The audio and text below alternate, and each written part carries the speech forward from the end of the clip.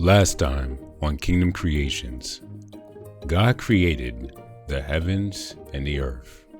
God created the birds of the air, the animals of the sea, the land animals, the plants and trees, and man. Do you remember what man's name is? It's Adam. Today, we are set in the garden. See, before there was Adam, God had not caused it to rain, as there was no one to tend to the fields.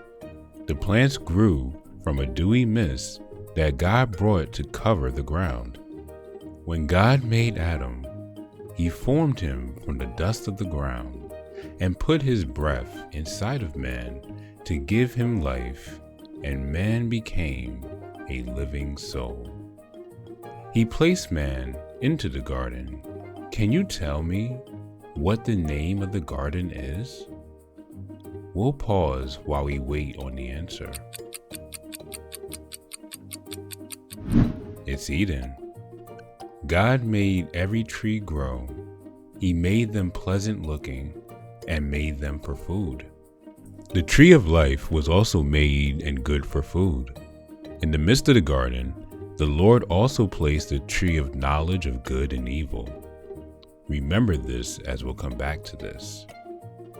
A river flowed out of Eden to water the garden, and it was divided into 4 streams. Pison, which surrounded the land of Havilah, where there is gold, bdellium, and onyx stone. Gin surrounded the land of Ethiopia. Hiddekel, which flowed toward the east of Assyria, and Euphrates. God put Adam in the garden to care for it and tend to the plants and trees. He commanded Adam that he may eat freely of every tree of the garden, but not of the tree of knowledge of good and evil, or he would die. God brought Adam all the animals and birds, and Adam named them one by one. He gave names to the cattle, birds, and every beast of the field. He named all the living creatures, but still found no helper. God thought that it wasn't a good thing for Adam to be alone, as he had no one to love or help him in the garden.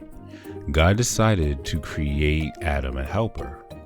God then put Adam in a deep sleep and took one of Adam's ribs and used it to create woman and brought her to Adam. Adam said, "She is bone of my bone and flesh of my flesh." Do you know what Adam called her? He called her woman because she was taken out of man. They were both naked, but they were not ashamed. Adam now had Eve, and they tended the garden together. But little did they know, trouble was about to arrive.